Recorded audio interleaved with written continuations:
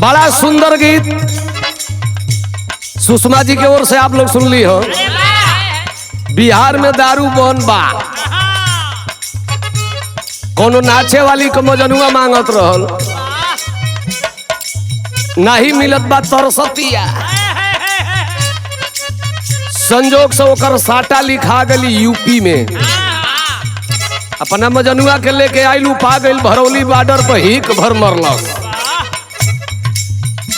अब बरती हवा काहे के कह सके गावा लोग ना चलो, इहे पेन्हा गइल बा। कहता है करे जा जब आइल बाड़ू नाच तो नाचो। कहता कैसे कहता, अरे आइलू नाचे,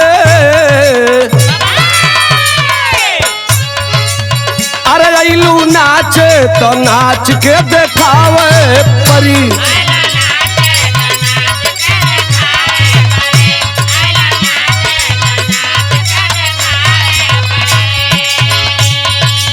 अरे समियाना में गर्दा उड़ावे परी।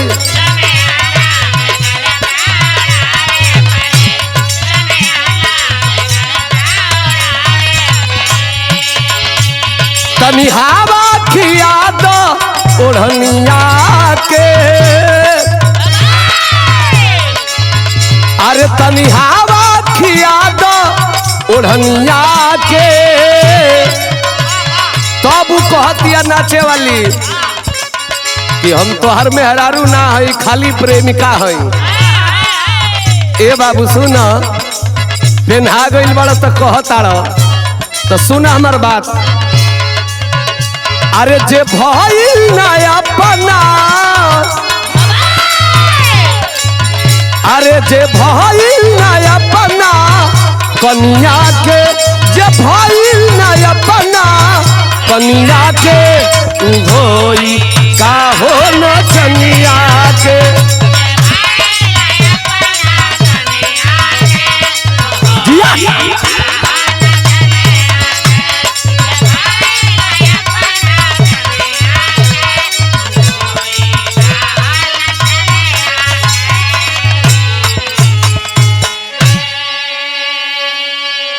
अच्छा बाबूजी लोग, आप लोगों के बीच में एक नए ढंग का बिरहा प्रस्तुत बा। कैसे मास्टर आवा,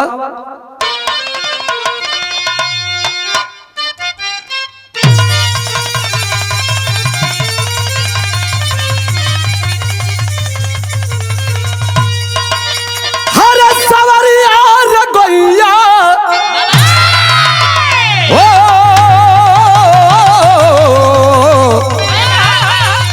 भोले बाबा, हरे जोगिया ओ मोर राम।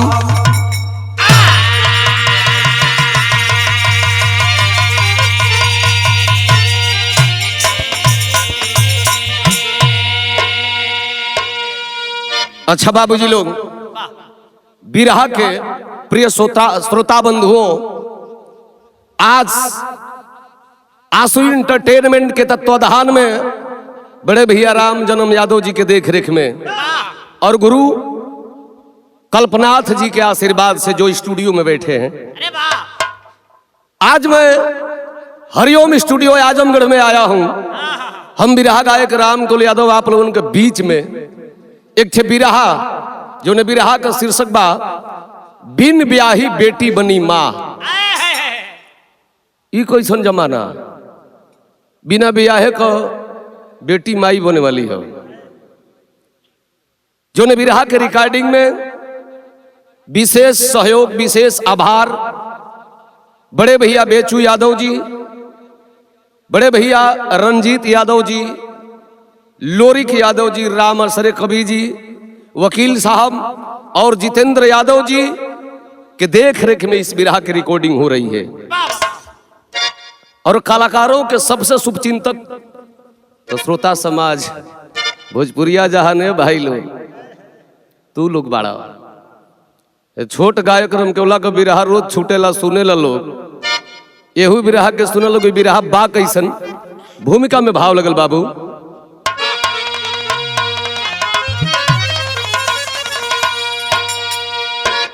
कैसे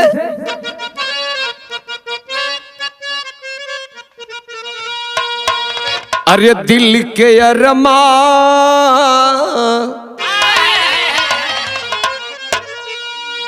दिल के अरमा मिटा दिल को तोड़ कर नाज रख कर भरोसा दिलाती है बेटी। कोख में जब जन्मती है सुंदर सलोनी माँ पिता का तो अरमा पुराती है बेटी। नसीब ठोक कर जिसवर होती सगाई जिल्लत ससुरा में कितनी उठाती है बेटी। कभी श्यामलाल कैसी सपना की दुनिया अपनों को खोकर सजाती है बेटी।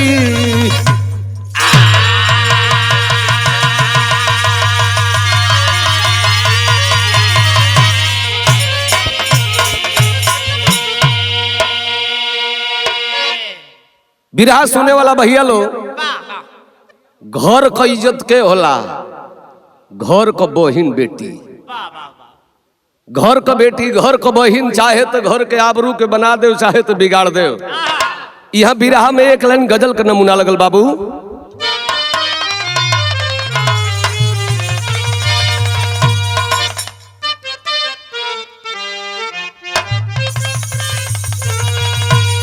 सुषमा जी बार बार हमको आप टार्चर करते हैं लेकिन नहीं परेशान करते हैं। इनकर एगो भाषा है कि बड़ा दही खालो कहो भाई लोग सजाओ दही मिली तो के नसरिया मार ली। बिरहा में गजल का नमूना बा।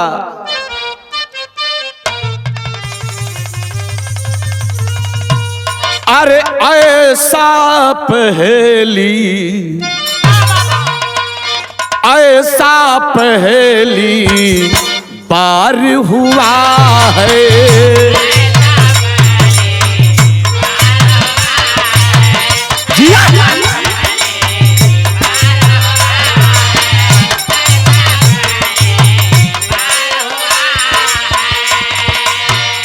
ऐसा पहली बार हुआ है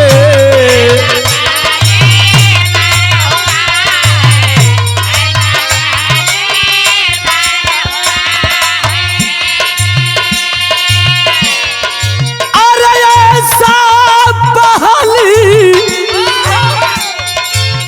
बार हुआ है।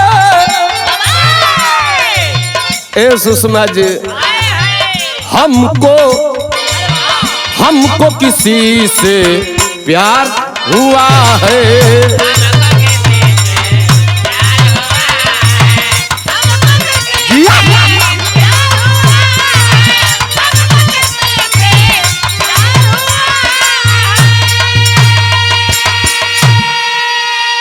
लेकिन जैसन गजल हो वैसन बिरहवा का भाव भी हो। कैसे मास्टर? अरे काली से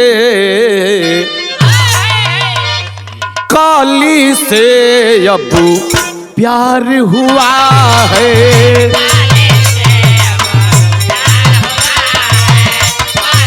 जिया राजा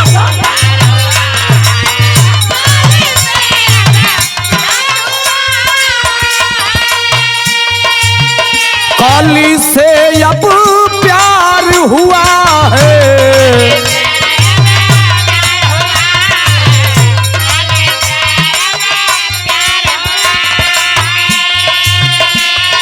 अरे काली से अब प्यार हुआ है। ए भाई लोग जीना भी, अरे जीना भी दुश्वार हुआ है।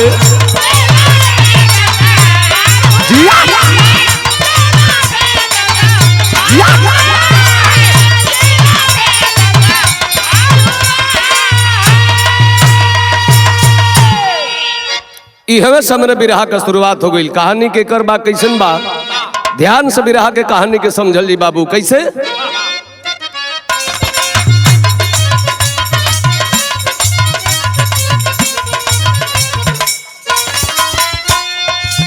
उत्तर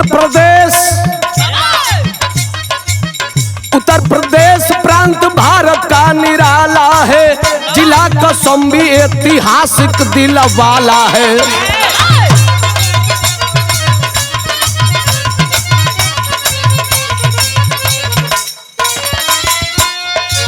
ग्राम अलमापुर जिला में मशहूर रहा। कहानी छिपी नहीं, थाना मंजनपुर रहा।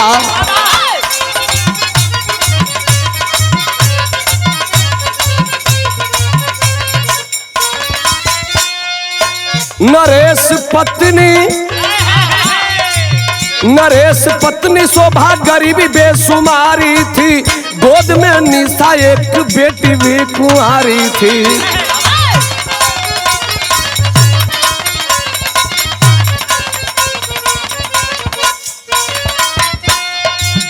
बीए फाइनल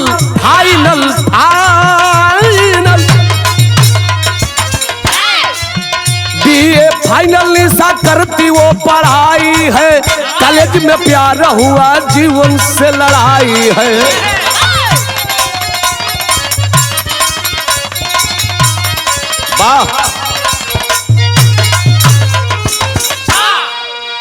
बात के समझ लें भैया। उत्तर प्रदेश के अंदर कौशाम्बी जिला, और कौशाम्बी जिला के अंतर्गत थाना मंजनपुर के अंतर्गत एक गांव, जो ने गांव का नाम आलमापुर गांव का रहे वाला नरेश पत्नी का नाम शोभा। संतान को गोहुवन बस एक बिटिया, जो ने बिटिया का नाम कवि जी बिरहा में लिखले हुन निशा बा। निशा धीरे धीरे पढ़ाई करत बा। माई बाबू के दिल के सपना बा बेटी पढ़ाई लिखाई कर लई, सर्विस पा जाई। इहे हमनी का बेटा बा, इहे हमनी का बेटी है, इहे हमनी का कुल धन बा। माई बाबू का यह सपना बा लड़की बीए में पढ़त बा। आज माई बाबू बड़ा खुश हो। यहाँ बड़ा जानदार एगो पुरान तर्ज कवि जी लिखलन है।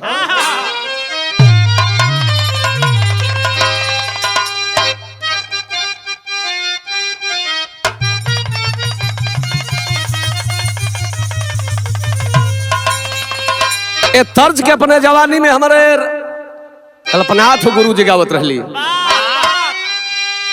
आराम जनम यादव जी बैठ के कबो कबो करताल बजाई, जे हमने के आंसू इंटरटेनमेंट का मलिकार हुआ। कल्पनाथ गुरु गावे कैसे गावे? अरे सुनसान लागल अरे घरवा अंगनवा ए गोरी ताहिए से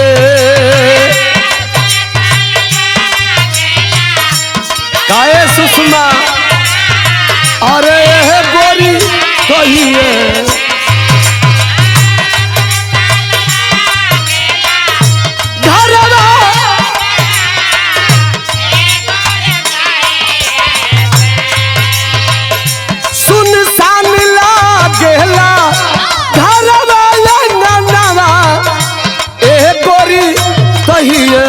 से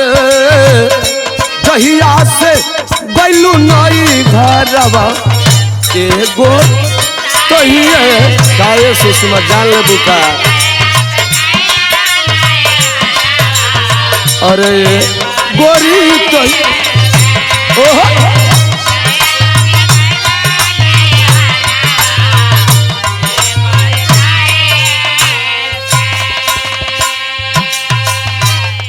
तरह धुन छोड़ी का आनंद होला हो बाबू।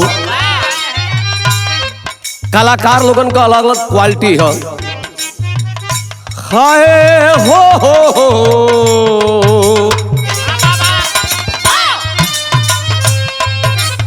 आज निशा कमाई हो बाबू अपना बेटी से बड़ा प्रसन्न बाड़ी। कैसे शोभा माई देवे लगली शोभा माई देवे लगली ममता दुलारावा ए बेटी घरवा में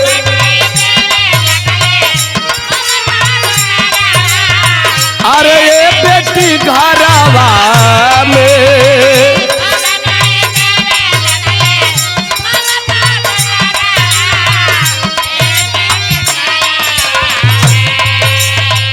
शोभा माई देवे लगली ममता दुलारावा ए बेटी हरवा में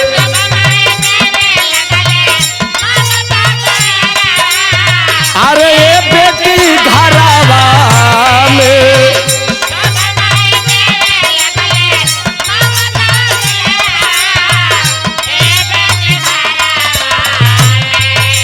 अरे शोभा माई देवे लगली ममता दुलारावा हे बेटी घरवा में सबके निमन लागला सहुरवा हे बेटी घरवा में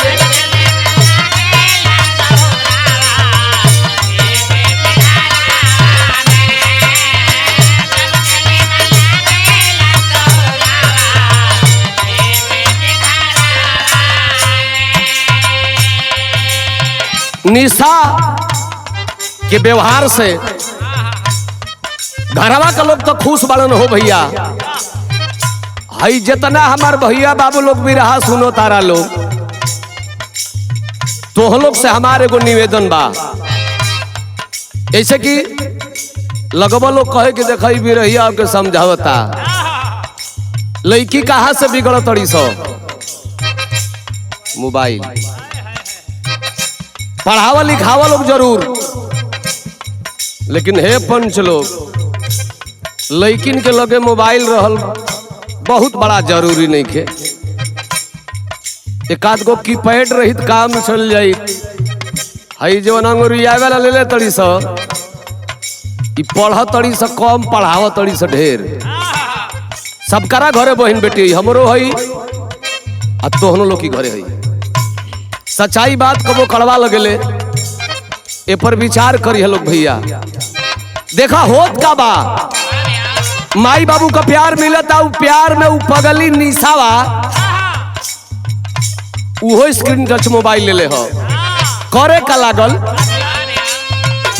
निशा मोबाइल से हरदम बतियावे रोज रोज लेट स्कूलवा से आवे स्कूलवा से आवे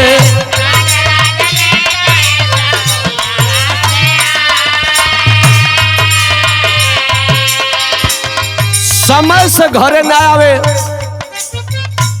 आ घरवा जब चली आवे तो जे ही पहुंचे तो पहले खाना ना खाओ।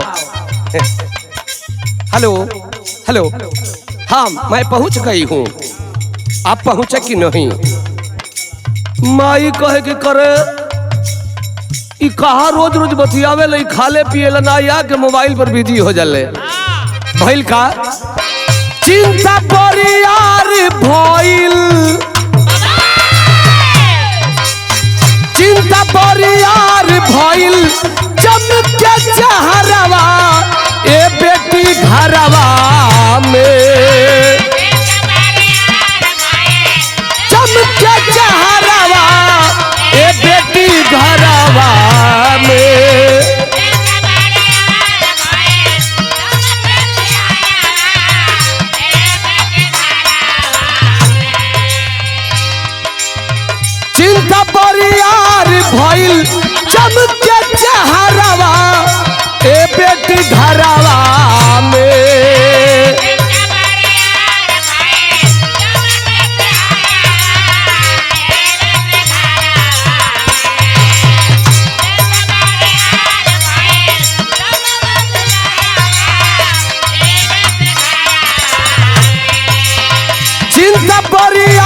भइल चमके चारवा ए बेटी घरवा में सबके निमन लागेला सहुरावा ये बेटी घरवा में। ए बाबू माई देखो तारी बेटी जब जवान हो जाली तो सखी बन के माई अपने बेटी की रक्षा करेली। माई देखो तारी करे पगली ई कौना से बतियावेली रे। ओ माई वो स्कूल में हमारा पढ़े वाली हमारा सखी हमारा सहेली है, हम पागल है, हम सखी से न बतियावत रही। हाँ लेकिन शोभा अपने पति नरेश से कह तरीके देखी न बुचिया बड़ा मोबाइल से बतियावत है। कले लइका हम सब आजकल मोबाइले पर न बतियावत छोड़ा ना, जितना माई के चिंता हो उतना बाबू के थोड़े हो। लेकिन ए भैया समय धीरे धीरे बीतत बा, भइल का यहाँ एक लाइन तर्ज बा बाबू।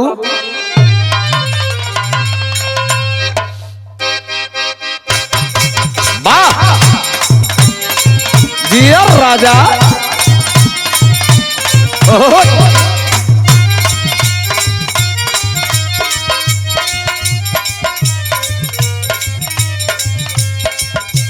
एक कल्पनाथ गुरु जी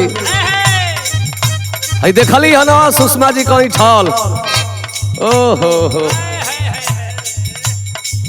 ऐसने कोनो मेहरारू बा ए अनिरुद्ध भाई अपना मर से कहतिया अरे ये हो हम सोनावा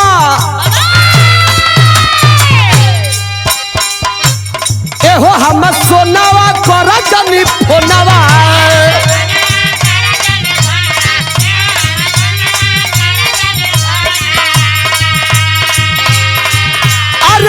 हम सोनावा कर जनी फोनावा चुमक धर जनी लत ये हो जानी भूखल बानी ए हो जानी भूखल बानी आज भर पीड़िया बरत ये हो जान भूखल बानी।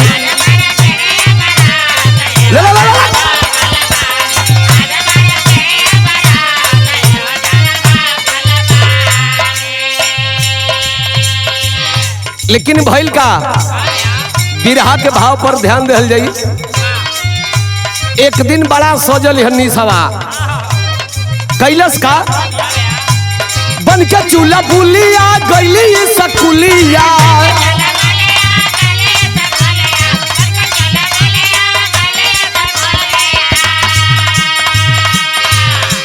बन के चूल्हा बुलिया गईली सकुलिया भैले को लइका से प्यार दिल में बसाई होली हली दिल में बसाई होली हली रोजे होवे लागल दीदार दिल में बसाई होली हली दिल में बसाई होली हली।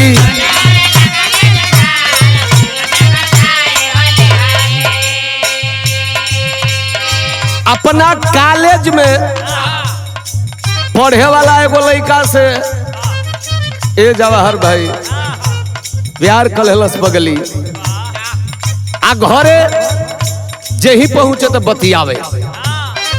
एक दिन माई कैली हका अरे एक दिन घरवा मोबाइल छी नाइल हो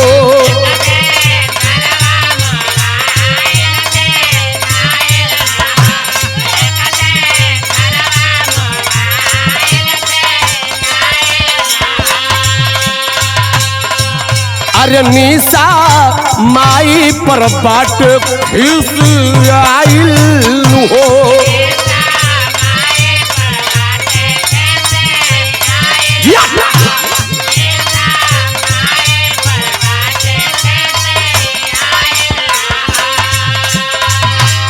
कर बिसावा सवा जई के कलेसावा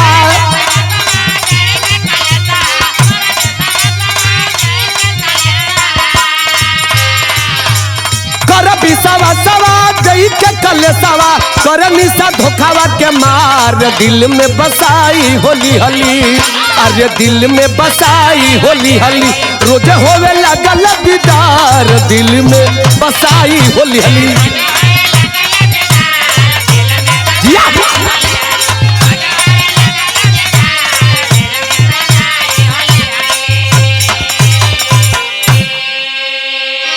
बतियावत में माई पीछे से जाके कान लगा के सुनतरी।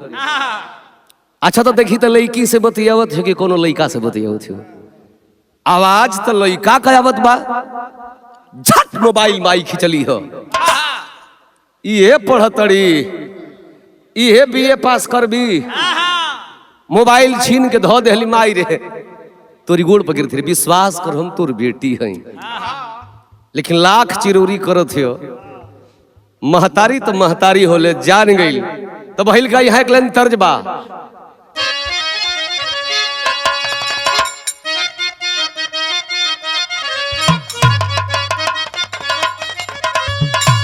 मोबाइल माई छीन ले बाड़ी, अभी बेचैन बा, जौनों को प्रेमिया बा,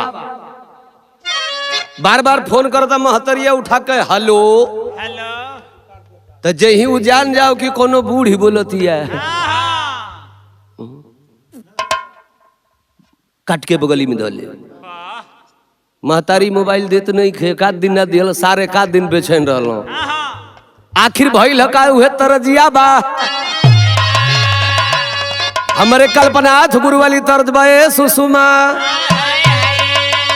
तोहरे ने कोनो मेहरारू बे, मरद से कलश की राजा जी हो राजा जी, दक्षिण चली जइहा, पश्चिम चली जइहा, उत्तर चली जइहा, लेकिन हे पूर्व मत जइहा।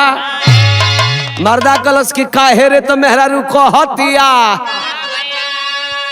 अरे डूबी मारब ये राजा जी, अरे डूबी मारब ये राजा, जई बजो पूर्व के देसावा।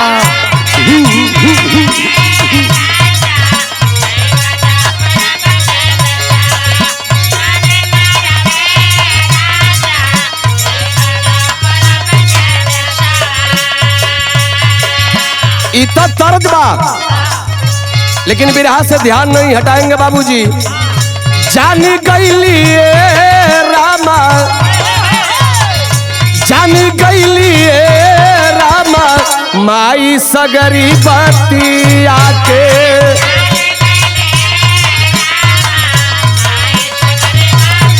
क्या बात,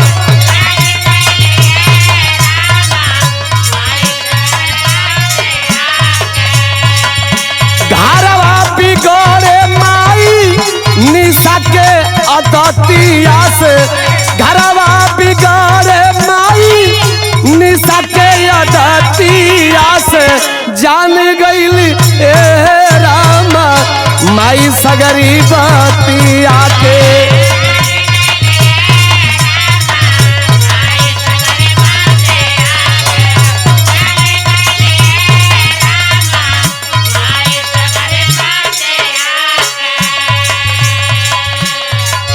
एक दिन रात में माई बेटी दोनों एक ही खटिया पर सुतल बाड़ी।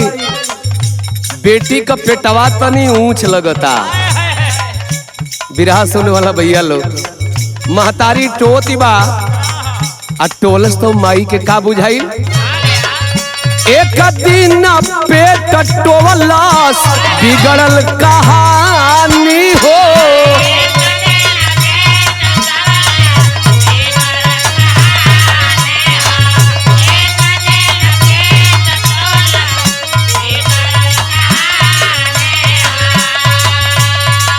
माई पेट के टोले बाड़ी, पेट में जैसे लगता कि बच्चा बा, कहली करे निसवारे हरे रे करे, तोर पेटवा ही उदरवा कैसे ऊंच होता रे करे। बहुत मारी मरई भी सबेर भइल बा। आज निसवा दूसरा के मोबाइल से अपना प्रेमी पर फोन करतिया, कहतिया पानी गर भीड़ी हम तोहर निशानी हो।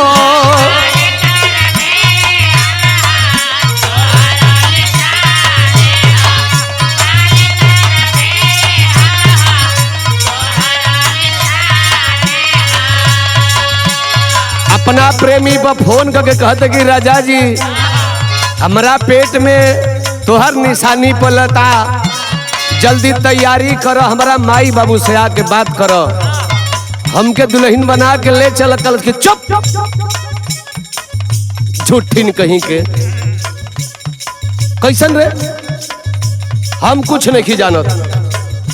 तब तो चोट लगल ना बाबू, और जब चोट लगल तो सोचतिया का लगता कि साथ छूटी फूटल की समती आके, लगता कि साथ छूटी फूटल की समती आके, गरा बिगड़े माई निशा के यदतिया से।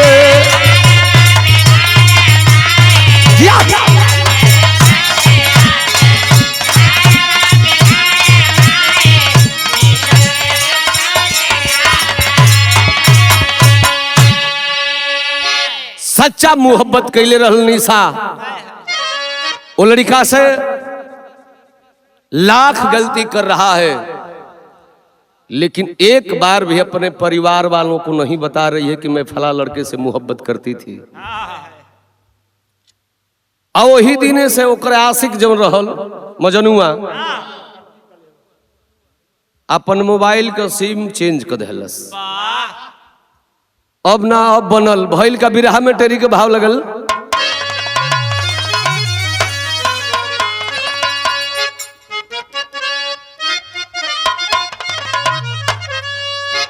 हरे धरा भी चेतन गाई रोपड़ी, भंवर में गरिमा डूबा बजेगी क्या सहनाई। दिल में सपना सजा के प्यार कैली, प्यार का सजा भी पा गईली। अब करस तो का करस, माई जान गई बे। आ माई जब जानल से अपना पति देव से भी कल से बुढ़िया कहो ई जौना लड़किया से हमने कहा तना उम्मीद रखल रही है अपना बेटी से कि हमनी के बेटी हमनी का नाम रोशन करी, इ तो पगड़िए तो हाथ डूबा देलस। भइल का बाबू बिरहा में विदेशिया का भाव लगल।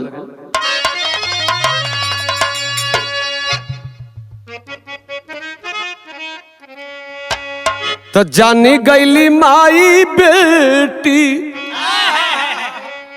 अरे कैली नीच कमाऊ, इज्जता डुबाई दिहली तोड़ी के सपनवा। नरेश शोभा दूनो प्राणी बैठी के रोवत बाड़े, आइला दिमाग में ये का बनवल पालनवा। गौआ में मुहवाना अब न देखावल जाई, आज रात मारल जाई, यही निशा के परनवा। कल की शोभा अगर निशवा के रास्ता से खत्म ना कर थी जा, गांव में मुंह देखावल दुश्वार हो जाई। कितनो माई बाबू पूछत दबाव पर दबाव बनावत हो, बताओ केकर निशानी तोरे पेट में पलत है, कुछ ना बतावत हो। नरेश कहलन कि हम बाप है न रे, हम अपने हाथे से अपने औलाद को खून कैसे करी। रुक भैया उनके बोलाई कैलन है का कि नरेश बोलाई दिखल,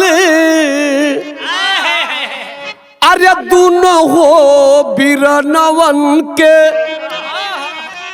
मारी मारी ले लिखल, निशा के पाराना।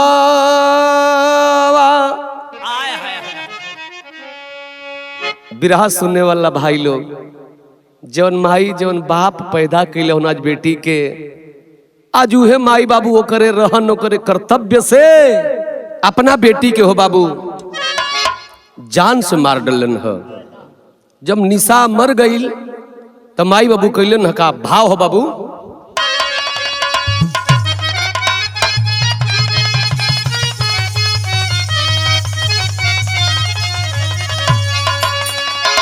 मुआवले हो रात में, लेकिन चांस ना बैठा था कि अपने बेटी की लाश के कहीं ठिकाने लगावस। तो भइल का अरे निशा की लाश एक दिन रख दिहल घरवा हो जहरवा भइल ना।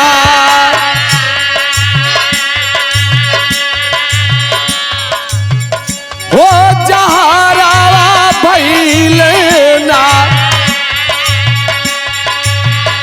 ती जब फेंकलन चेहरवा हो जहरवा भइल ना। चेहरवा हो जहरवा भइल ना।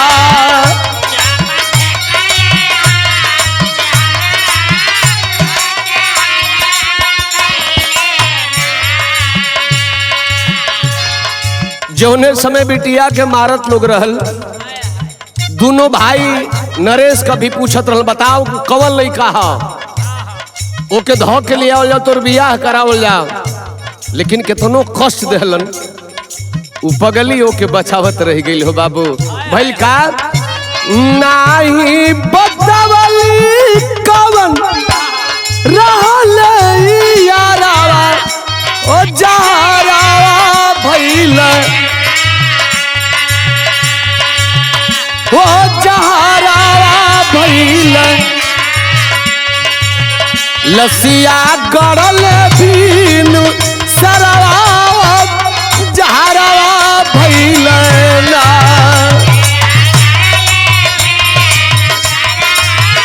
ओ जहरावा भइल ना।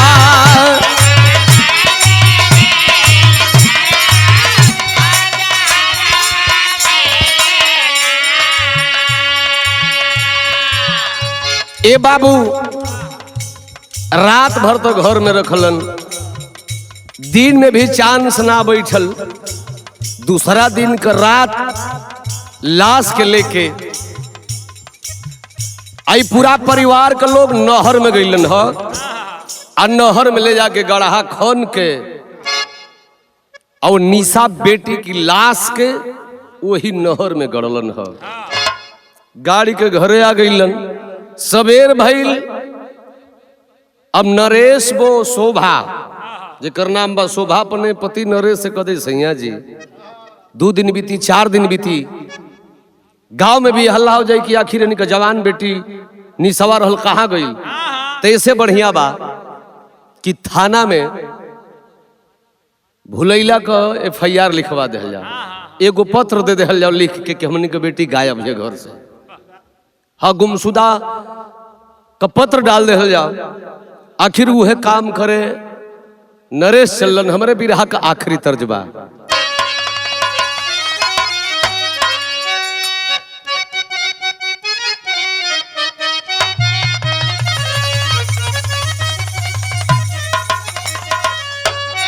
ये अपने जमाने का बड़ा सुंदर धुन बा। ये हमारे राम जन्म भैया अपने जवानी में जब गुनगुनाते तर्ज के गावे। अरे गंगा माई कऊची बा अरे अरियानु हो जहवा बस भगवान।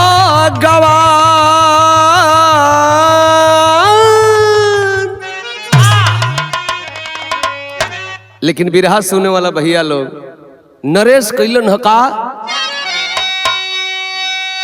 नरेश गईल मंजनपुर रथनवानु हो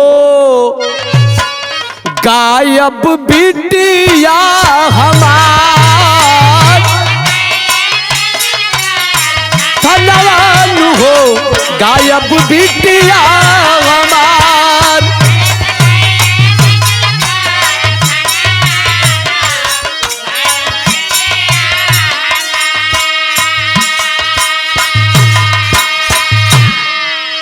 ए बाबू थाना में जाके दरोगा जी के सामने हाथ जोड़ के रपट लिखवाओ तना कैसे।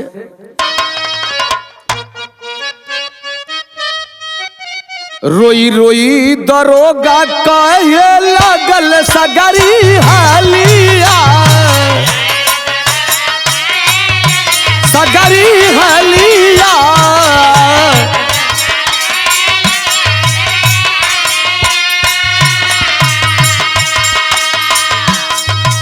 अरे लिखले रिपोर्ट सगरी पूछ गई चलिया।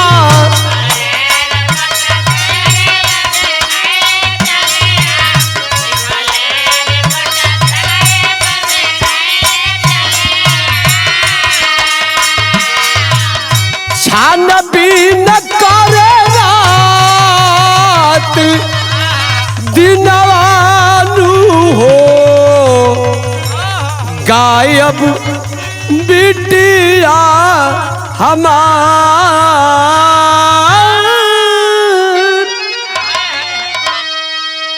साहब दया करी साहब, हमारे बेटी के खोजवावे में मदद करी साहब। रपट लिखवाई के दरोगा जी के सामने थाने में, मंजनपुर थाने में लिखवाई के नरेश आ गई। आज पुलिस खोज रही है निशा को। बिरहा में पपट का भाव लगल। तक गस्त में शंका भइल बाटे भारी, जारी छानबीन बा गईले साहब नारस की दुआरी, जारी छानबीन।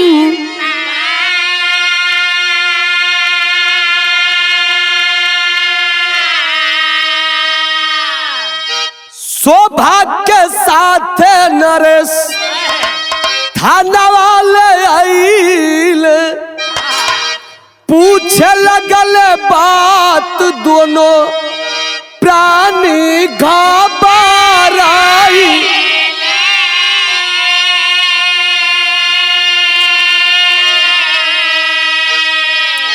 तो शक्ति कैले देखे दरोगा गारी, छानबीन जारी बा गईले साहब नरेश के दुआरी, जारी छानबीन बा।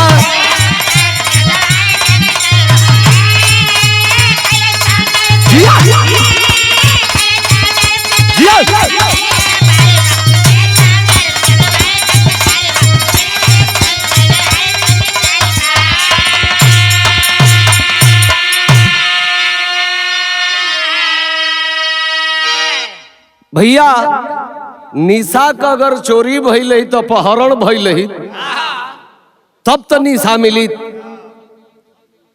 निशा नहीं मिलत बा दरोगा जी उठाई के माये बाबू के ले लन। आप पूछताछ जब करे लगलन तो भइल का बिरहा में अल्लाह के भाव लग गई।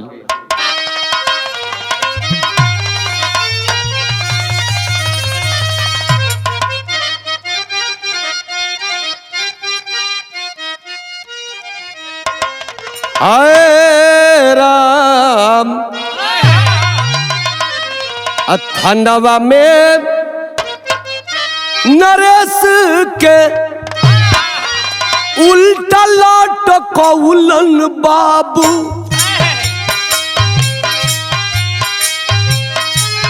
घटना का बतिया सगर दिलन बताई। बिन ब्याही बेटी हमर माई बन गईल सब, कितना हम पूछली नहीं बतिया रे बताई। आइन के बोला के हम बेटी के मार दिहली साहब।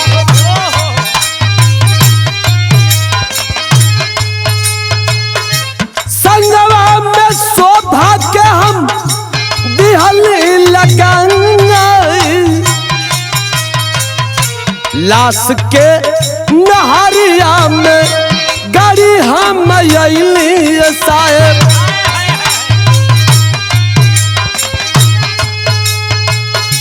दिहले दरोगा जी हो लाश निकलवा।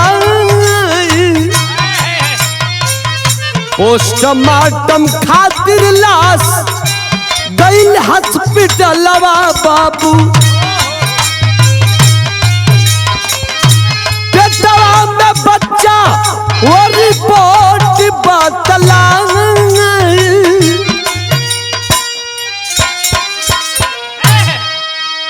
नरेश की बात में अशोभा के बात में जब तनिक हिचिर पिचिर लौकल तब तो दरोगा जी के शंका भइल। नरेश के उलाट के उल्टा लटकवाई के डूई डंडा मरल। कल के साहब गलती मैंने किया। साहब कल क्यों? कलश की साहब इस दुनिया में सबसे बढ़ करके आबरू ही हुआ करती है और मेरी बेटी मेरी आबरू ले ली। ए साहब हमके दूसरा रास्ता कौन ना सूझल। मौत के सिवावरी कुछ ना लोगे। मौत बस लोगे कि हम जान से मार दें। साहब गुस्सा में हम मार डली। लाश कहाँ है? साहब नहर में। पुलिस गई, दरोगा जी गए, ये भी गए। नरेश जाके देखौलन हो। लाश निकालल गई। लाश का पोस्टमार्टम हुआ तो भाई वह तो हकीकत गर्भीड़ी थी। पेट में बच्चा था। आखिर अपने तो चली गई, अपने बच्चे को भी मार डाली और साथ में माई, बाबू, चाचा, बड़का पापा, इस सब लोगन के देखा हो भैया। ये प्यार में पगली पूरा परिवार के ही जेल में डलवा दलस। खड़ी में बतावल गई। खड़ी का भाव लगल।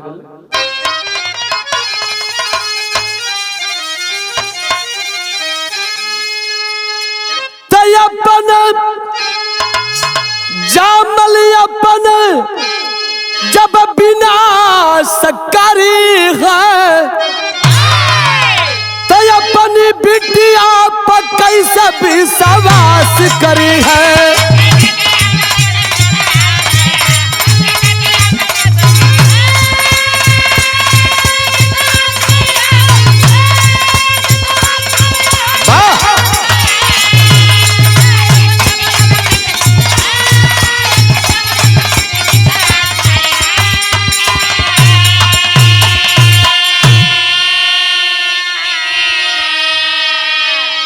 अपने जामल अपने जब विनाश करी है तो बोला बिटिया पर कैसे लोग विश्वास करी है।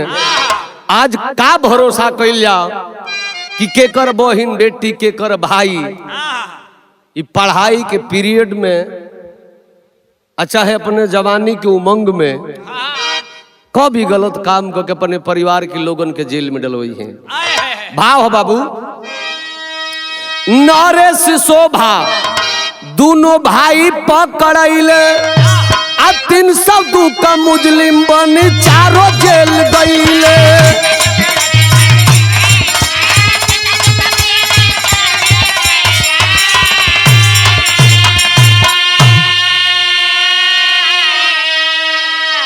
तब बोला कैसे औलादन पर लोग गयास करी है तो अपनी बिटिया पर कैसे विश्वास करी है। वाह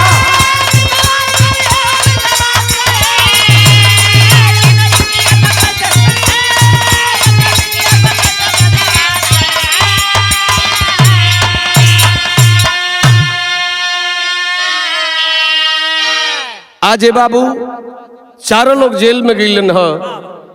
हमार बिरहा ये समाप्त भइल। तहे बिरहा कर श्रोता बंधु लोग बेटा बेटिन पर तनी दबाव बनावे के पड़ी। ज्यादा छूट दे देला के बाद ऐसने काम होई। आखिरी लाइन बा, जय जखार गुण जद्दू लौटन की लहरे फुलवारी, गंगा सागर सुबास मितवा, रामनाथ की तैयारी, धरा बिच तन्हाई रो पड़ी, श्याम लाल राम केवल गैया की आंसू आई, धरा बिच तन्हाई रो पड़ी।